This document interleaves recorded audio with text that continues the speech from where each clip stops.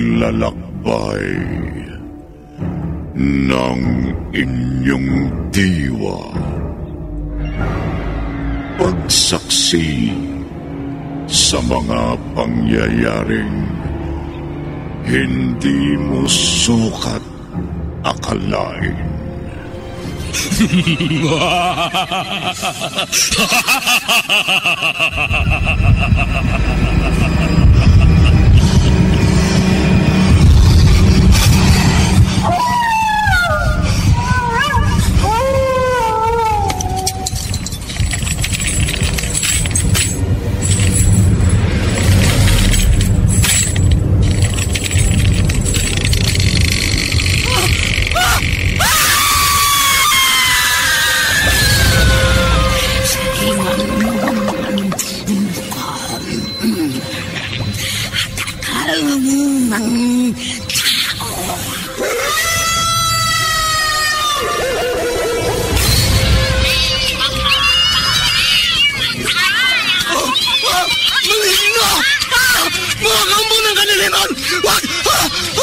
Huwag kayong lalapit sa akin!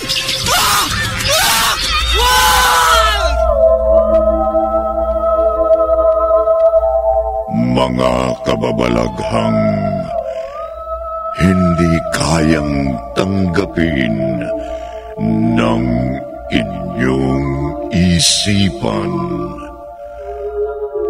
nagaganap tuwing sasapit ang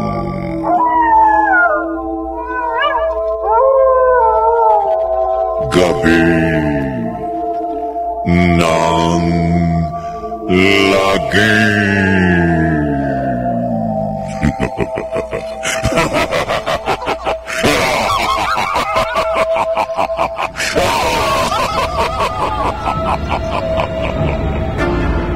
Pinagsamang produksyon ng DZRH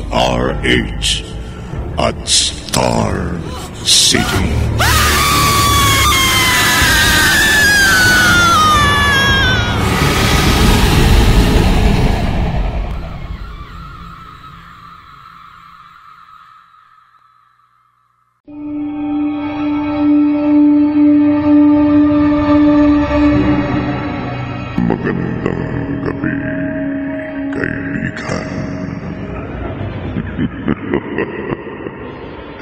Kagabi, nasaksihan ni Ellie ang isang krimen kung saan ay magiging bangungot sa kanya habang siya'y nabubuhay.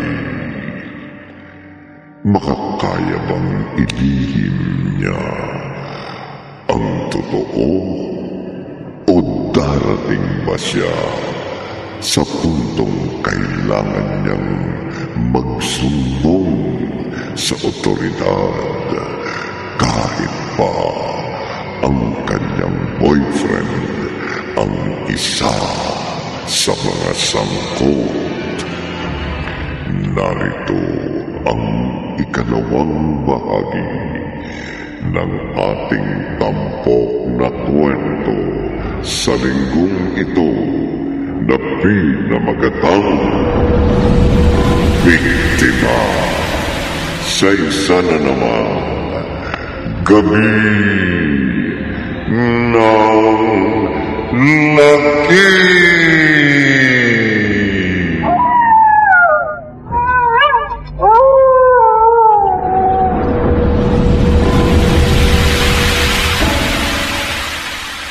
Ma? Trina? Nasaan na kayo? Bakit ang dilim ng buong bahay? Ma? Trina, ano ba? Huwag niyo na ako takutin. Ellie! Oh, Diyos ko! Magda! Magda! Ellie! Bigyan mo ako ng justisya. Ellie! Lumayo ka sa akin! Ellie! Lumayo ka sa akin!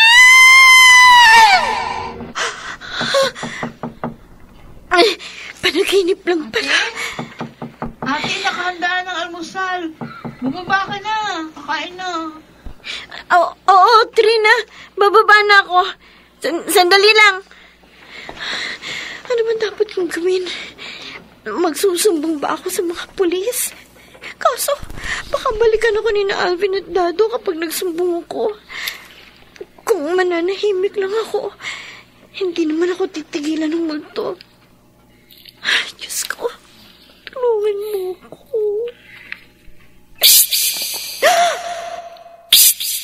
Oh my God! Bababa na nga!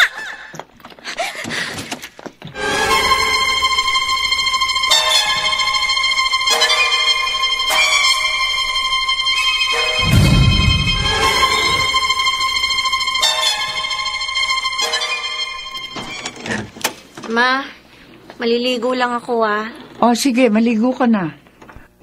Bilisan mo at baka lumamig na itong pagkain mo. Opo.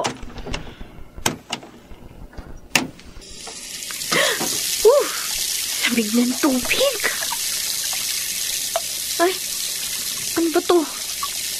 Pupundi na tong bumbilya. Teka nga, Ma? Ma! Diyos ko, ano ba to? Ba't hindi ko mabuksan ang pinto? Ma! Mabuksan niyo nga itong pinto! Tulungan niyo ako! Oh my God! Yung salamin! Ma! Ma! Ellie, tulungan mo.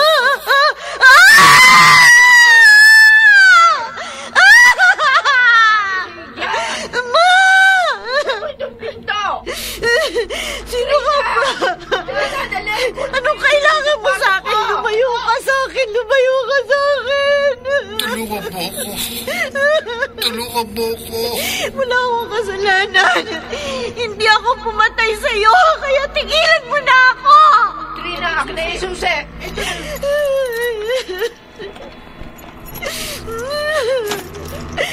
Ellie! Ano ba yung nangyayari sa'yo? Oh, Diyos ko! Nababaliw ka na ba? Tulungan niyo ako, Ma! Hindi niyo ako titigilan! Sino? Sino, Ellie? Tumahak ka na, anak. Tumahak ka na. Huwag ka na umiyak. Nandito lamang ako sa tabi mo. Hindi kita pababayaan.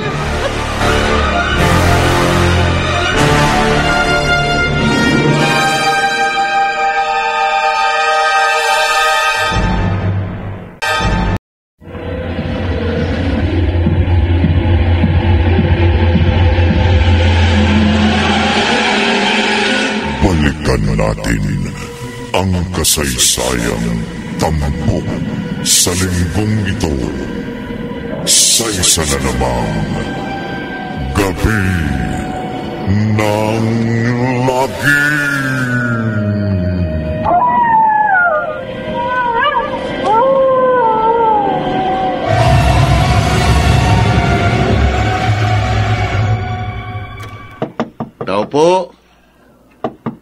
Tao po. Aling Maria. Ellie. Trina. Ay, Hotel mo. Off-duty mo ba ngayon? Ha? Kung saan man ang pagiging pulis mo? tama ho kayo. Off-duty ko ngayon. So pa naman po, Aling Maria, wala namang pong ganong problema sa presinto. Although, iniimbestigahan pa rin namin yung mga insidente ng pagpatay dito sa lugar natin. Ay, siya nga pala. Buti napadalaw ka. Halika, pasok ka. Salamat po. Si Ellie po.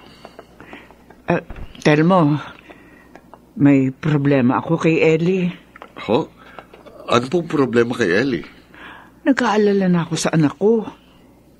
Iba na kasi yung mga ikinikilos niya nito mga nagdaang araw. Paano? Palagi siyang natatakot, sumisigaw. Pagkatapos, madalas siya umiiyak. Para bang may kinatatakutan na kung sino. Tell mo, hindi ko na alam kung anong gagawin ko kay Ellie. Ganun po ba? Nasaan po ba si Ellie? Nasa kwarto niya. Halika, tell mo. Kausapin mo naman siya. Baka sa pamamagitan mo, mapakalma mo siya.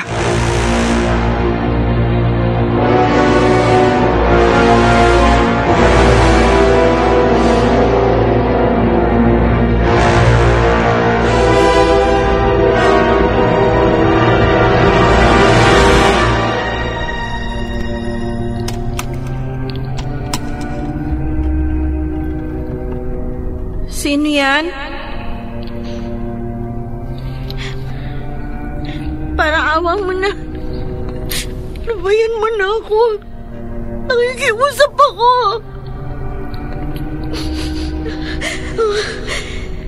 Namamatay hindi na naman ang ilaw sa loob ng kwarto ko. Diyos ko, tulungan mo ako.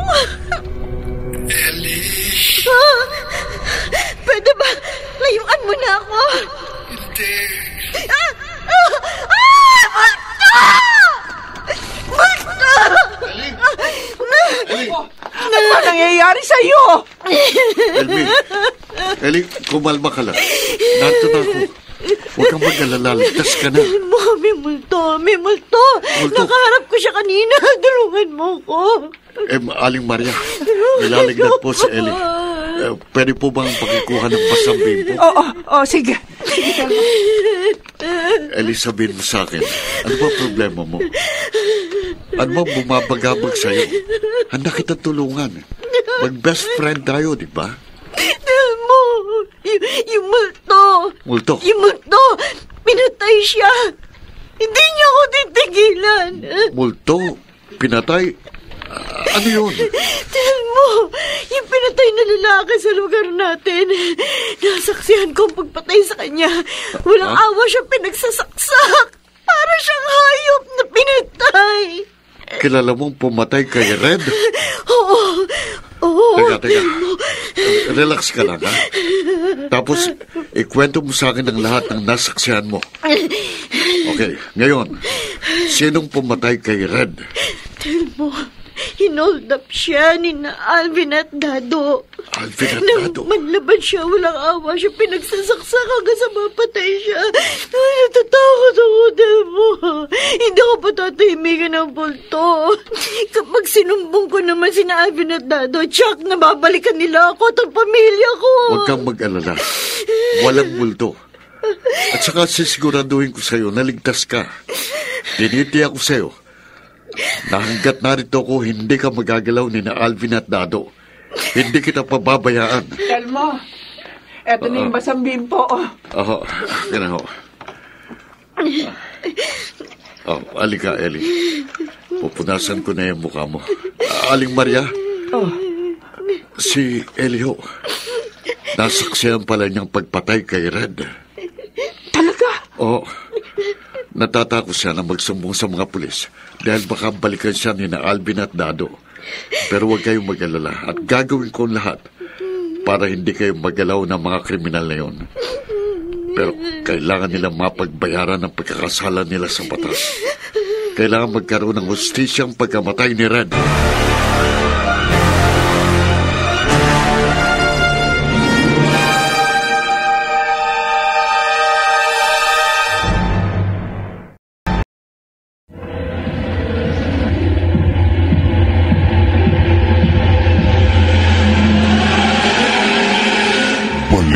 Natin ang kasaysayang tampok sa linggong ito sa isa na namang Gabi ng Lagim.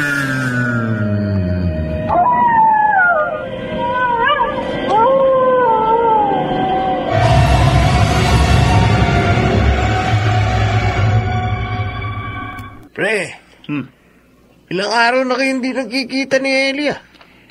Ano ba balita doon sa girlfriend mo? Ang balita ko, may sakit si Ellie. Di naman ako makadalo kasi galit sa akin ang pamilya niya. Lalo naman si Aling Maria. Napadaan ako sa tapat ng bahay nila kanina. Nakakita ko lumabas yung pulis na si Telmo doon sa bahay nila. Talaga? Ano maging ginagawa ng pulis na yun kina Ellie? Baka naman sinumbong na tayo ng girlfriend mo. Hindi niya gagawin sa atin yon. Mahal na mahal ako ni Ellie. Tsaka takot lang niya na isumbong tayo sa mga pulis. Alam niya kung anong kaya kong gawin sa kanya at sa kanyang pamilya.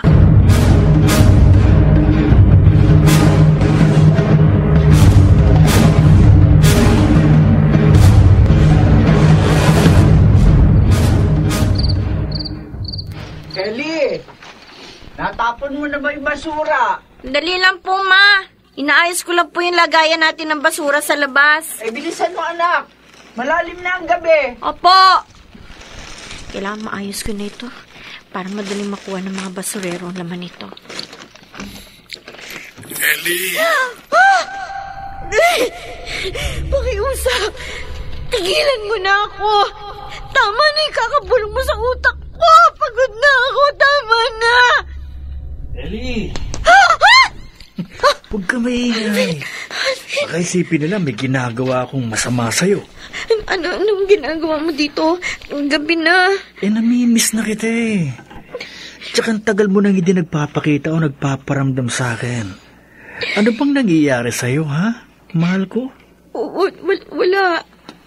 May sakit lang kasi ako eh. Ganun ba? Nagpapahinga lang ako. Pero kapag maayos na yung pakiramdam ko, hayaan mo, babawi ako sa'yo, ha? Okay. Pero alam mo, nabalitaan ko na palagi ka rin binibisita ng pulis na si Telmo. Ha? Baka naman may balak ng isumbong ako sa kanya.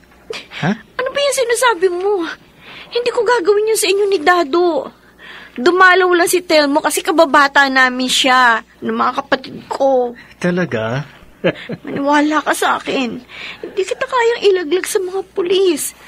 Mahal kita at alam mo yan. Mabuti naman kung ganun. Kasi kilala mo ako, Ellie. Hindi naman sa pinagbabantaan kita. Pero alam mo naman ang kaya kong gawin, di ba?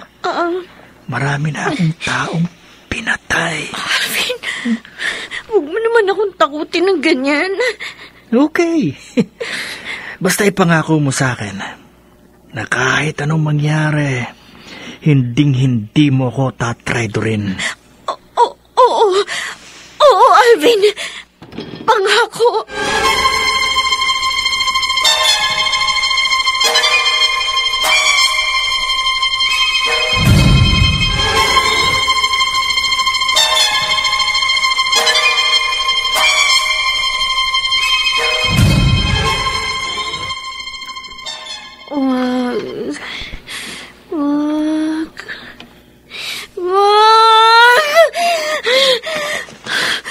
Diyos ko.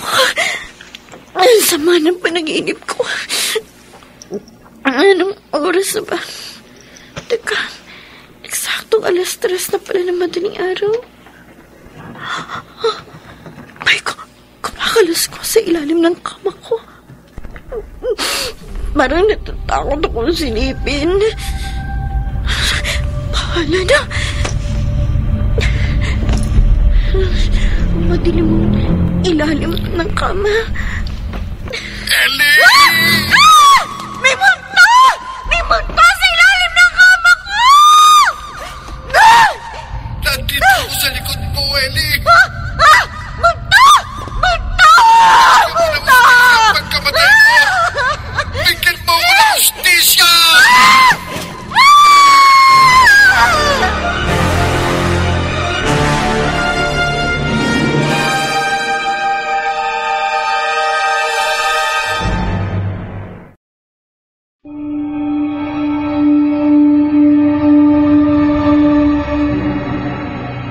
Mabigyan kaya ni Ellie ng hustisya ang pagkamatay ni Red? Handa ba siyang talikuran ang kanyang boyfriend para sa katotohanan? Pakinggan bukas ng gabi ang 3 bahagi ng ating tampok na kwento sa linggong ito. Pinamagatang Biktima. Sa isa na naman gabi ng Lagim.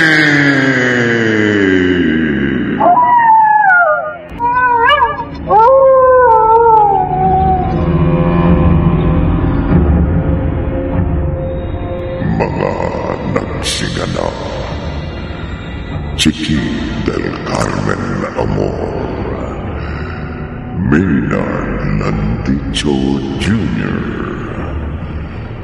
Rosana Villegas, Phil Cruz, Susan Robles at Bobby Cruz. Naglapat ng tunog, Temyong, sa musika ni Buboy Salonga. Supervisyong teknikal ni Bong Muyang at Eric Lucero. Isinulat ni Chris Nasena. At sa direksyon, Leonel Benjamin. Gabi ng Lagi.